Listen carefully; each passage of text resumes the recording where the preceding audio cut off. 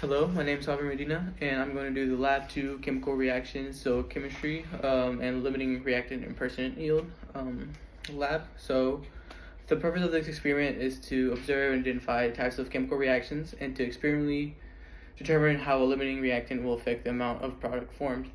And finally, this lab is to also calculate the percent yield of a reaction. All right. So first thing I'm going to do is to get my solutions ready for reaction A. Now to do so, right now I'm going to prepare 10 milliliters of 0.5 m cupric sulfates.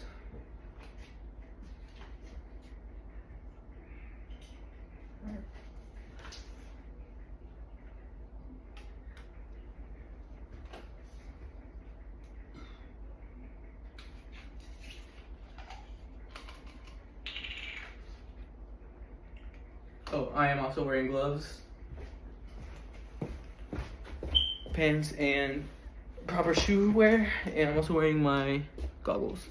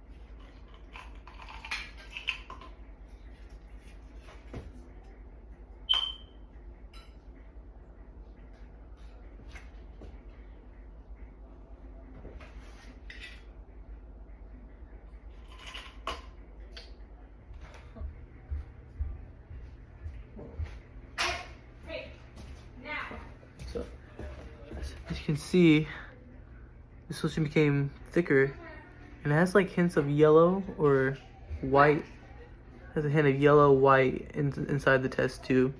It became like a thick solution. It's really interesting. I'm now going to prepare the rest of my solutions for the rest of my reactions. Prepare 5. I'm going to do this. I will now begin reaction 2. So first I'm going to measure out 2 milliliters of 6.0 m hydraulic acid and pour into a test tube. Hydrochloric acid, excuse me. Okay, so 2 milliliters of hydrochloric acid.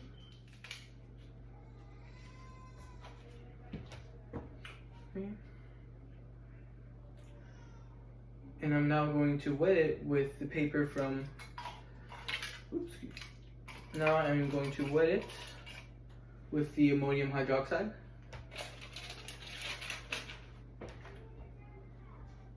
Then I'm going to hover it over the hydrochloric acid, excuse me. Whoa, so I'm hovering over it and it's showing smoke. I will now begin reaction C.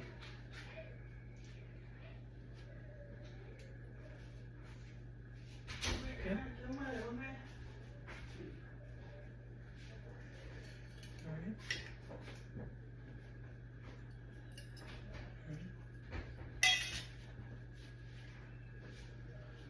Now I'll measure out 2.0 hydraulic acid.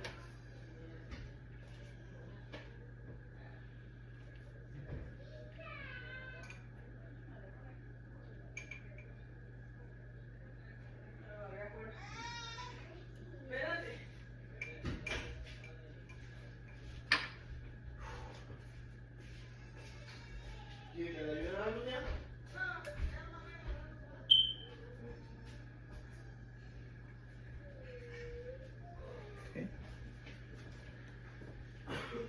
There seems to be no reaction with the aluminum foil and the hydraulic acid.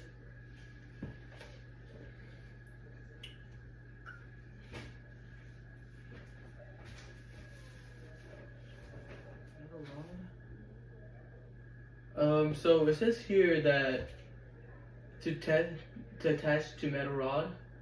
So I'm a little confused on that part. I don't know what metal rod it's referring to, but there's no reaction when applied to this. I'm now going to do reaction D. So first I'm going to place the crumpled AO aluminum foil that I have prepared right here into my beaker. Okay. And now I'm going to add 20 milliliters of the 1.1 m copric chloride solution to the beaker, which I'm going to add now.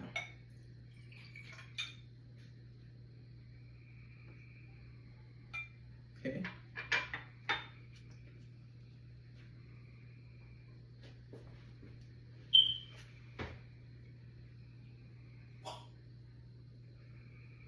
So right now, the aluminum foil seems to be dissolving in this.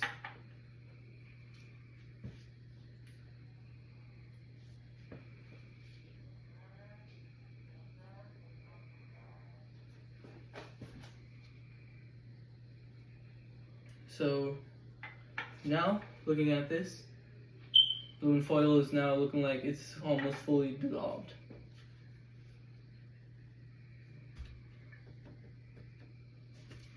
Interesting.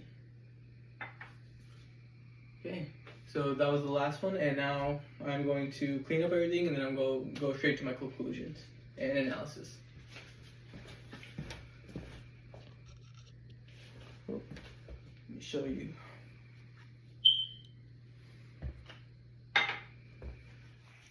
Okay, so I just finished up cleaning up, and now I'm going to discuss my observations and analysis for my conclusion. So for reaction 1, the initial appearance of the sodium carbonate was a blue color, and the aqueous copric sulfate was a clear color. When combining the two, the reaction caused the liquids to form a more solid like substance with a blue color and a blue liquid. The reaction was an endothermic reaction and a decomposition reaction.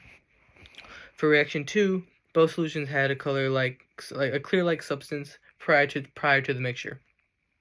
During reactions 2 reaction, and like hovering one compound over the other, a gas-like thing, it looked like smoke, was released.